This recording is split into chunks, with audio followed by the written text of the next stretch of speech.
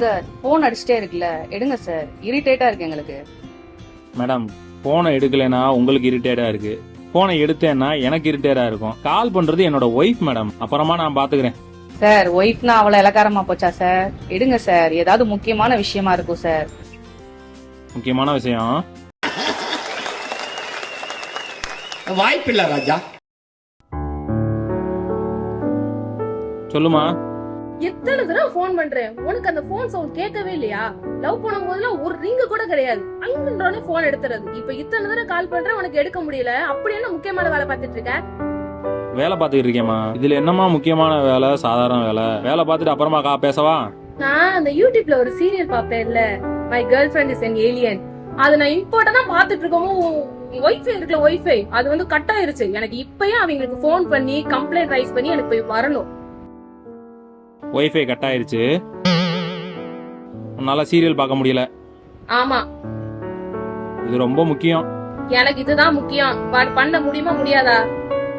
சரிம்மா, நான் கம்ப்ளைண்ட் பண்ணிடுறேன். 2 நிமிஷத்துல வரணும். பண்ணிடுறேன். போதுமா மேடம்? புரிஞ்சிருச்சு சார், புரிஞ்சிருச்சு. நான் இப்ப கிளையண்ட்டுக்காக கம்ப்ளைண்ட் போடுறதா, இல்ல ஒய்ஃபை கிடைக்கலன்னு அவங்களுக்கு நான் கம்ப்ளைண்ட் போடுறதா? இது என்ன பிரமாதம்? இது விட பெசலைட் ஒண்ணு இருக்கு.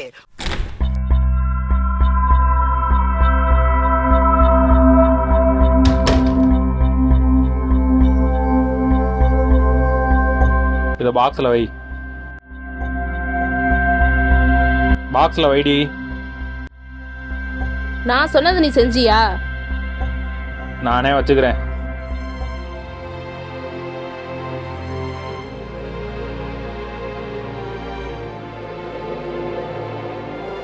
நீயே வச்சுக்கோ. ஏன் வேலையே சேர்த்து பார்த்துட்டு இருக்க வேண்டியதானே? நான் எத்தனை தடவை சொன்னேன் நான் சீரியல் பார்க்கணும், எனக்கு நெட் இல்லன்ட்டு.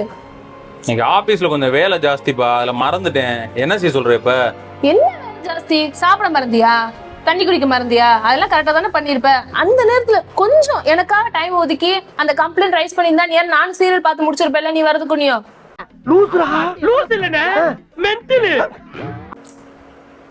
சரி விடு, நான் இனிமேல் கம்ப்ளைண்ட் ரைஸ் பண்றேன். இப்ப என்ன செய்ய சொல்ற? வேற வழி இல்ல எனக்கு. இதெல்லாம் அதான் கல்யாணத்துக்கு முன்னாடி சும்மா தான் மட்டும் சொன்னேன், பா சீரியல் பார்க்கணும், நெட் வேற ப்ராப்ளமா இருக்குன்னு. உடனே வேகமா போனேன், கம்ப்ளைண்ட் பண்ணேன், என்னென்னமோ பண்ணி வர வச்சு நான் எவ்வளவு ஹாப்பியா சீரியல் பார்த்தேன். இப்ப நான் அத்தனை தடவை உனக்கு போன் பண்ணேன், அத்தனை சொன்னேன், ஒரு தடவை கூட எனக்கு நீ பண்ணவே இல்லை. அப்பெல்லாம் எனக்கு ஜூனியர் போஸ்டிங், அதனால வேலை கம்மியா இருந்துச்சு, அதெல்லாம் பண்ணேன். இப்ப சீனியர் போஸ்டிங்ல இருக்கேன், வேலை கூட இருக்கு. புரிஞ்சுக்கோ கொஞ்சம். எனக்கு புரியல. சீனியரா தானே இருக்க, சீனியர்னா கீழே ஜூனியர் இருப்பாங்களே, அந்த வேலையை ஒரு நிமிஷம் கொடுத்துருக்க வேண்டியதானே? நீ எதுக்கு பாக்குற? நீ அதை கொடுத்துட்டு எனக்கு ஒரு நிமிஷம் பார்த்துட்டு தானே நீ வீட்டுக்கு வரதுக்கு நான் சீரியல் பார்த்து முடிச்சிருப்பேல. உன்ன மாதிரி முட்டாள்தனமாலாம் பேச முடியாதனால இப்ப என்ன செய்ய சொன்ன? இப்ப என்ன செய்யணும்ன்ற? நீ மாறிட்ட, அவ்வளவுதான். நீ லவ் பண்ண மாதிரி இருந்து. ஆமா, இப்ப நான் மாறிட்டேன். போ நிலுப்பா. இப்ப என்ன? எனக்கு நெட் வேணும், அவ்வளவுதான். என்ன பண்ணனா எனக்கு நெட் வேணும், அவ்வளவுதான்.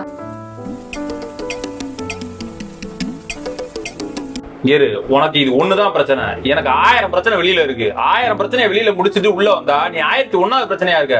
நான் என்னதான் பண்றது?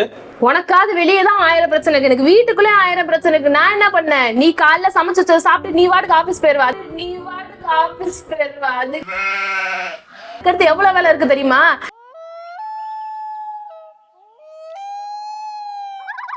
நீயா வந்து பாத்துட்டு இருக்க? நீ வர்றதுக்கு 5 நிமிஷத்துக்கு முன்னாடி தான் நான் உட்கார்ந்தேன். நீ உருட்டுமா, உன் நல்ல மனசுக்கு நீ தான் ஜெயிப்ப. அதான் சொல்லிட்டார்ல, உருட்டு. அதுக்கு முன்னாடி நான் உனக்கு போன் பண்ணி நெட் வேணும்னு கேட்டது எதுக்கு? எப்பா எல்லா வேலையும் இப்பதான் முடிச்சுட்டு உட்கார்ந்துருக்கோம், டிவியை போடலான்னு பார்த்தா நெட் இல்ல. இப்ப மனுஷனுக்கு கடும் பாவமா ஆகாதா? ஏய், இப்ப என்ன உனக்கு நெட் தானே வேணும்? அதே கட்டி அழு. நான் வெளியில கிளம்புறேன், 10 நிமிஷத்துல உனக்கு நெட் வந்துடும். நான் நேராவே போய் கம்ப்ளைண்ட் பண்ணிக்கிறேன். ஓ, எனக்கு நெட் வந்தா சரிதான். வரும், ஆனா வராது. The number you have dialed has நேத்து அவ்வளவு பஞ்சாயத்து நடந்தும் இன்னைக்கு என் போன் எடுக்க மாட்டான் பாரு. மாறேன், இந்த ஆபீஸ் கிளம்பிட்டேன். உன் ஆபீஸ்க்கு வந்து நீ என்ன வேலை பாக்குற நானும் பாக்குறேன். ஓபி அடிக்கிறியா இல்லைன்னா வேலை பிஸியான்னு உண்மையிலே எனக்கு தெரிஞ்சிடும். நினைச்ச மாதிரியே டெஸ்க்ல இல்ல. Excuse me ma'am. எஸ் சொல்லுங்க மேம். சார் எங்க மேம் இருக்காரு? ஓகே, நீங்க மேம்? நான் உங்களோட ஒய்ஃபு. எப்படியும் தெரியும் அவர் ஓபி அடிக்க வெளியே போயிருப்பாருன்னு. எங்க ஓபி அடிச்சிட்டு இருக்காங்கன்னு சொன்னீங்கன்னா நான் போய் பாத்துக்குவேன். Ma'am, if you don't mind, sir இப்போ தான் மேனேஜர் சார் கூப்பிட்டாங்கன்னு சொல்லி போயிருந்தாங்க. மேனேஜர் சார் கொஞ்சம் திட்டாங்க சார், அதனால எங்கேயோ வெளியே போயிருக்காங்க. டீட்டாரா? எங்க போயிருக்காங்கன்னு தெரியுமா? சாரி மேம், தெரியல. சார் வெளியே போனாங்க, அதை மட்டும் தான் நான் கவனிச்சேன். அப்படியா? எதுவும் என்ன இஷ்யூன்னு தெரியுமா? எதுவும் மேஜர் இஷ்யூவா? மேம், சாரு அப்பப்போ ரொம்ப டென்ஷன் ஆயிடுறாங்க. இப்போ சாருக்கு ஒர்க் அதிகமாக இருக்குது. ஃபோன் வந்தாலே கொஞ்சம் டென்ஷனாக தான் ஆகிறாங்க. ஏதோ மணி ப்ராப்ளம் இருக்கும்னு நினைக்கிறேன். ஸோ நிறைய கால்ஸ் வருது, சார் கொஞ்சம் அட்டன் பண்ண மாட்டேங்கிறாங்க. மணி ப்ராப்ளமா? அவருக்கு எப்படி அந்த மணி ப்ராப்ளம்லாம் எதுவும் இல்லையே. தெரியல மேம். சரி, ஓகே, தேங்க்யூ மேம், நான் பார்த்துக்கிறேன். Okay, excuse me ma'am.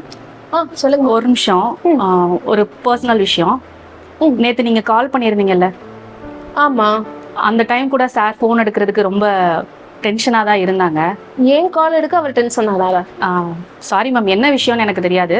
But sir ரொம்ப டென்ஷன் ஆகிறாங்க இப்போது. நமக்கும், நானும் ஒரு ஹோம் ஒய்ஃபாக இருந்து வந்தவ தான், வேலைக்கு வந்திருக்கேன் இப்போது.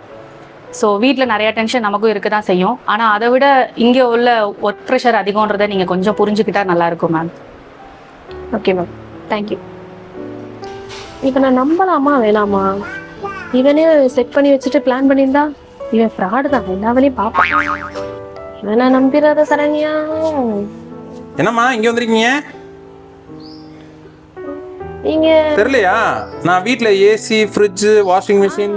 நீங்க தானே ஏசி மாட்ட வந்தீங்க? சொல்லுங்கண்ணா, நல்லா இருக்கீங்களா? நல்ல வேலைம்மா உன்னையாவது பார்த்தேன். சாரை தான் பார்க்க வந்தேன். ஏண்ணா, என்னாச்சு? போன மாதம் இஎம்ஐ கரெக்டாக கட்டலை. நானே வந்து சாரை சத்தம் போட்டு தான் போனேன். ஆனால் இந்த மாதம் இஎம்ஐயும் கட்டலை. நீங்கள் கொஞ்சம் சொன்னீங்கன்னா. என்னண்ணா சொல்றீங்க? இஎம்ஐ நீங்க சொல்லி தானே எனக்கு அந்த விஷயமே தெரியும்.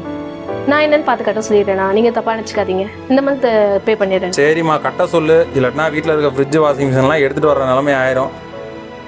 சரிங்க, நான் வரேன். ஹாய், எப்படி இருக்கீங்க? ஹாய் அண்ணா, நல்லா இருக்கீங்களா? என்னம்மா இங்கே வந்திருக்கீங்க? அவரை பார்க்கலான்னு வந்தேனா. அவன் நிலைமையே கொஞ்சம் மோசமாக தான் இருக்கு. என்னதானா ஆச்சு? எனக்கு ஒன்றும் புரியல. சார் திட்டான்னு வெளியே போயிட்டதா என்னதான் நடக்குது? ஆமாம்மா, அவன் ஒழுங்கா ஒரு ஒர்க்கில் கான்சென்ட்ரேட் பண்ண மாட்டேன்றான். கான்சென்ட்ரேட் பண்ணி வேலை பார்த்தான்னா நல்லா வருவான். ஏன்னா இப்போ பாரு, அவன் ஜூனியராக இருந்தவன் இப்போ சீனியர் போஸ்டிங் வாங்கியிருக்கானா, அவனோட ஒர்க் எந்த அளவுக்கு இருந்திருக்கும். பட் ஆனால் இப்போ அவனால் எதுலேயுமே கான்சென்ட்ரேட் பண்ண முடியல. எதுக்கு என்ன நடக்குன்னே தெரியலம்மா. அண்ணா இப்போ எங்க இருக்காருண்ணா? ஒன்றும் இல்லை, இந்த டென்ஷன் ஆனால் அந்த டீ கடையில் தான் ஏதாவது டீயை குடிச்சுக்கிட்டு இருப்பான். பாரு, போய் என்னன்னு பாரு. சரிண்ணா, நான் பார்த்துக்கிறேன். இவன் வேற இவ்வளோ பிரச்சனையை நம்மகிட்ட சொல்லாம மனசுல வச்சிருந்திருக்கான். நம்ம வேற தேவையில்லாம நிறைய ஹர்ட் பண்ணிட்டோமே. எப்படி ஃபேஸ் பண்ண போறேன்னே தெரியல. சமாளிப்போம். ஹாய். என்ன வீட்டில் ஒய்ஃபை வரலையா? சாரி, வீட்டுக்கு வரியா? டீ போட்டு தரேன். டீயா? ஹாய் மக்களே, எல்லாரும் எப்படி இருக்கீங்க? உங்களெல்லாம் பார்த்து ரொம்ப நாள் ஆச்சு. ரொம்ப நாள் இல்லை, ரொம்ப மாதம் ஆயிடுச்சு. ரொம்ப மாதம் ஆச்சு. இனிமேல் நம்மளோட வீடியோ கண்டினியூஸாக வரும். வாட்ச் பண்ணுங்க, சப்ஸ்கிரைப் பண்ணுங்க. இந்த வீடியோ வந்து கேர்ள்ஸ்க்கு தான். நம்ம வீட்ல பாக்குற வேலையே நம்ம ப்ரெஷரா எடுத்துக்கிறோம் இல்லையா?